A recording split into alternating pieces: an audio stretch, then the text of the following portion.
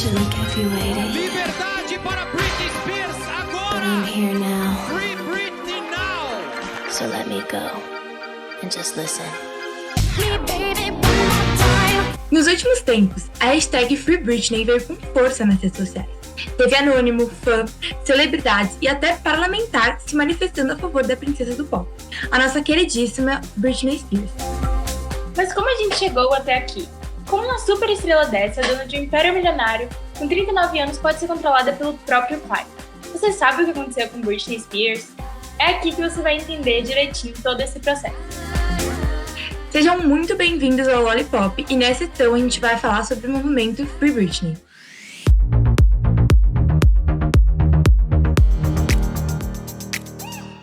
Para entender bem todo esse processo de tutela e controle que a Britney está envolvida, vamos primeiro ter que dar uma olhada na vida da cantora, né? Então vamos lá. Então, gente, pra quem não sabe, a Britney foi uma estrela mirim. Ela foi criada pro show business. Com 3 anos, ela começou a fazer aula de canto, dança e até participava de concursos de beleza. Com só 10 anos, ela entrou pro programa do Disney Channel, o Clube do Mickey. E lá, estrelando ao lado de Ryan Gosling, Christina Aguilera, Justin Timberlake e outros artistas, Britney iniciou sua brilhante carreira. Como toda outra child star, esse ambiente não fez muito bem pra ela, sabe? Desde pequenininha, ela era muito vigiada, protegida e criticada. E aí a gente consegue perceber que anos depois, toda essa pressão deixou marcas pra sempre.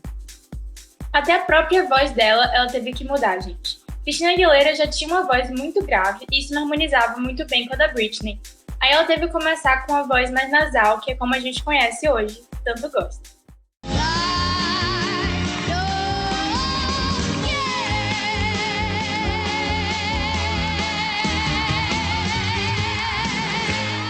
E pra piorar, toda essa pressão da carreira como criança não melhorava em casa, viu, gente? O pai da Britney tinha problemas com dinheiro e álcool, e ele não era muito carinhoso ou até atencioso com ela e a família. Ele tinha uma relação super conturbada com a mãe dela, e eles viviam brigando. A casa dela, no geral, nunca foi um ambiente muito saudável. E guarda aí essa informação da relação dela com o pai, que vai ser muito importante pra gente entender essa história toda no final. The only thing Jamie ever said to me was, "My daughter's going to be so rich, she's going to buy me a boat." Com o fim do programa, Britney voltou para sua cidade natal e finalmente conseguiu aproveitar um pouco da sua adolescência e colegial.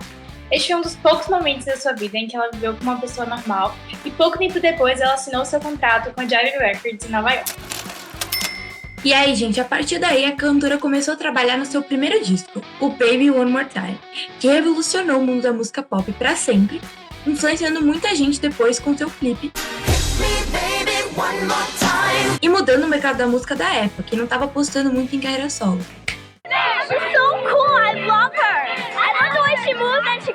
Na época que Britney estourou, o cenário americano era muito peculiar. As boy bands e girl bands estavam em alta e todos estavam falando sobre o caso de Bill Clinton com sua secretária, Monica Lewinsky. I did not have sexual relations with that woman. Então o ambiente era meio hostil, sabe? O mercado do entretenimento estava procurando por grupos como as Spice Girls. E a mídia estava falando abertamente sobre sexo de uma maneira nunca vista antes. Dessa forma, Britney não só tinha que provar o seu espaço como artista solo, mas também tinha que cuidar muito bem da sua reputação para não ser difamada como Monica Lewinsky. E era muito comum nessa época as pessoas perguntarem a Britney sobre suas intimidades e fazerem piada com isso abertamente. You hope that you'll remain a virgin until you get married.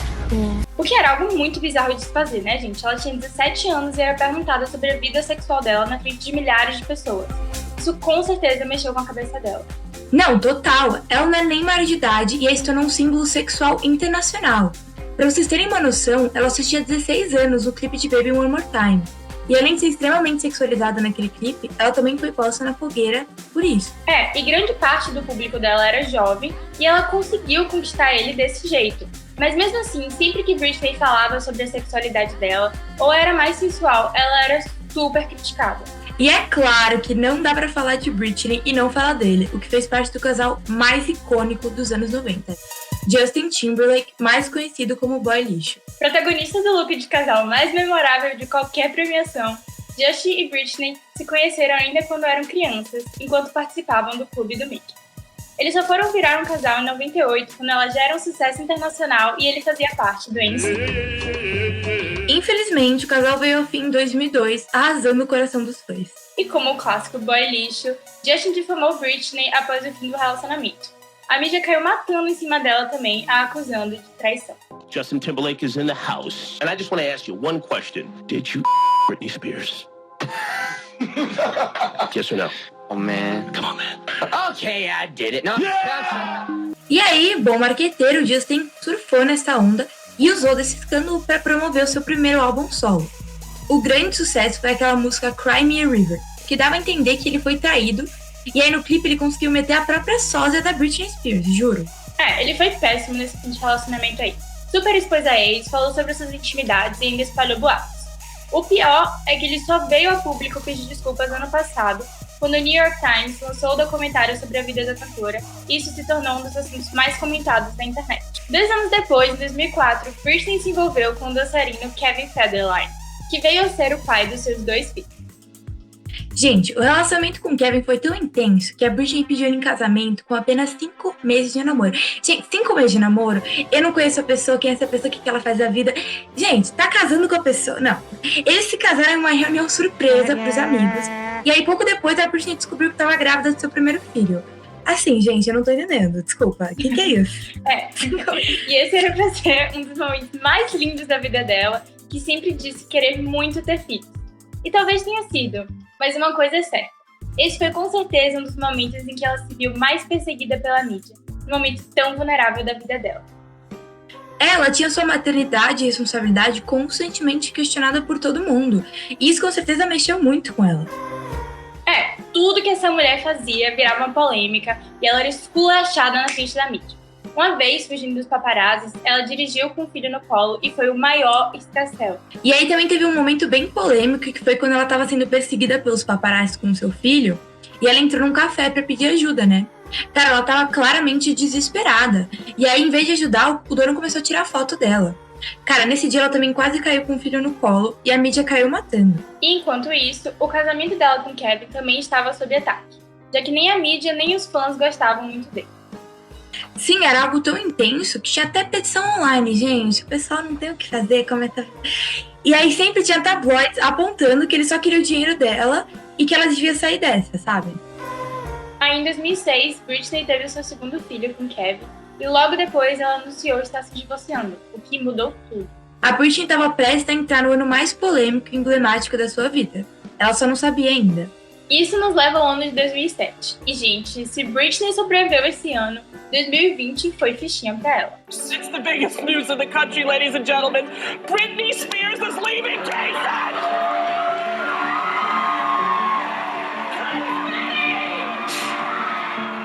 A vida da princesa do pop já não estava sendo fácil, e aí só piorou com o divórcio. Ela procurava ter uma vida normal, ir em festas, cuidar dos filhos e poder ter controle sobre a sua imagem. O que era muito mais difícil naquela época, né? Já que os meios de comunicação entre os artistas e o público eram muito mais limitados. E eles ficavam à mercê da grande mídia, que era justamente quem lucrava com sensacionalismos e as fotos dos paparazzi. Aí a Britney começou a ter problemas com álcool, drogas, foi internada e o ex-marido dela entrou com pedido pela guarda dos filhos. Além disso, a sua tia mais próxima morreu de câncer nessa mesma época, e o que já estava ruim conseguiu piorar. E aí, gente, diante de tudo isso, ela decidiu seguir o tradicional mesmo, ficar carequinha, raspou a cabeça.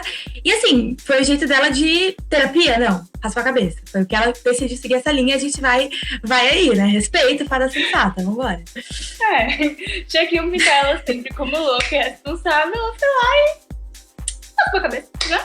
E ainda fez uma tatuagem. Aí o tatuador, depois, contou que chegou a perguntar pra ela porque ela tinha feito isso, né? Aí a Britney respondeu: sabe, eu só não quero que ninguém encoste na minha cabeça. Não quero ninguém encostando no meu cabelo. Estou cansada das pessoas encostando nele. Achei super sensata, assim. E claramente isso foi uma resposta a todo esse controle, essas críticas. Então, amiga, mas assim, faz parte de, sabe, ela com a pressão que ela tava sentindo na hora, tipo, com tudo que ela teve que lidar durante a vida, eu não sei o que eu faria. Acho que eu teria surtado muito antes, assim. Primeiro ano ali eu já tava completamente louca, careca. Talvez eu não aumentasse. E, inclusive, nessa mesma época, ela chegou a atacar o carro de um dos paparazzis que a seguia, o que foi muito incomum pra ela, né? Que sempre foi educada e muito respeitável com os fotógrafos. Daí pra frente foi só ladeira abaixo, gente. No mesmo ano, ela foi pra reabilitação, fez uma apresentação desastrosa no VMA e também perdeu a guarda dos filhos. Mesmo assim, ela lançou um novo disco, o Blackout. E, pelo visto, ela não estava tão incapaz assim, né? Mas diante da justiça, completamente incapaz. Em 2008, o pai da Britney, Jamie Spears, assumiu a tutela da cantora. Isso era pra ser uma coisa temporária, enquanto ela estava passando por essa fase difícil. Mas, gente, a tutela durou 13 anos. Repito, 13 anos. Com isso, ele controlava tudo da vida dela. Era de relacionamento, até com que ela podia gastar dinheiro. E isso com 27 anos, um absurdo. O sistema de tutela nos Estados Unidos é bem comum e acontece quando se é comprovado que alguém não tem condições de se responsabilizar pelos seus atos e de ser independente. Geralmente acontece com idosos e com pessoas bem doentes. E aí não sabia ao certo porque a Britney perdeu a sua liberdade. Mas aí vazaram os documentos e parece que a apontaram como mentalmente instável e viciada em drogas, perdendo assim o controle das suas finanças, contratos, vendas de bens, decisões médicas e até as visitas que ela recebia. E mesmo considerada instável, passando por esse período dificílimo na vida dela, no mesmo ano que tudo estava rolando, ela lançou mais um disco, o Circus, e emplacou vários hits, igual ao seu último álbum, e aí anunciou que ia sair em turnê. Mas por que não sair em turnê, né? O tal tutor dela, que supostamente ia ter que cuidar e proteger da saúde dela, não pareceu se importar nem um pouquinho em enviá-la para uma maratona de shows, estresse e cansaço. Eu achei ótimo, né? Nem parece que ele queria ganhar dinheiro por tudo isso. Nem parece mesmo. E aí, quando a poeira baixou, nada mais falou sobre a tutela do pai dela e nem ela se pronunciou a respeito. Ela deu uma sumida, sabe? Mesmo assim, os fãs não viraram as costas pra ela e iniciaram o movimento #FreeBritney. Eles fizeram protesto, podcast, petições, documentários, de tudo. E aí foi então que no início de 2021, ela pela primeira vez se pronunciou sobre o caso e juntamente com seus advogados entrou com um pedido para marcar uma audiência com a Suprema Corte Americana. A reunião aconteceu e ela pediu pelo fim da tutela abusiva do pai. Ela queria poder casar e ter mais filhos, o que o pai a negava, a obrigando a usar contraceptivo. Gente, além disso tudo, ela declarou ter sido drogada e forçada a se apresentar diversas vezes contra sua vontade, o que é um crime, um abuso.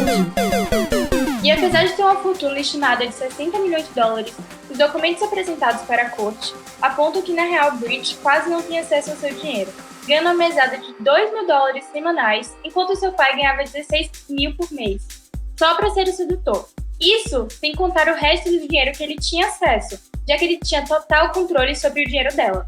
Infelizmente, mesmo com esse apelo, a justiça negou o pedido e a Britney se viu mais uma vez sem show. Mesmo assim, em agosto de 2021, Jamie Spears renunciou à sua tutela. E a princípio, a ideia era negociar um novo tutor para a filha, porque pelo visto ele não via nenhum problema nesse sistema bizarro de tutela aí, né? Mas foi aí que em setembro, Jamie entrou com um pedido na justiça para eles considerarem a possibilidade dela viver sem um tutor responsável. A audiência ocorreu nesta quarta, 29 de setembro, e Britney está finalmente livre das mãos do pai. Por enquanto, a tutela ainda não acabou, mas pelo menos Jamie Spears não tem mais controle sobre a filha. A questão da tutela em si só será discutida mais pra frente em outra audiência.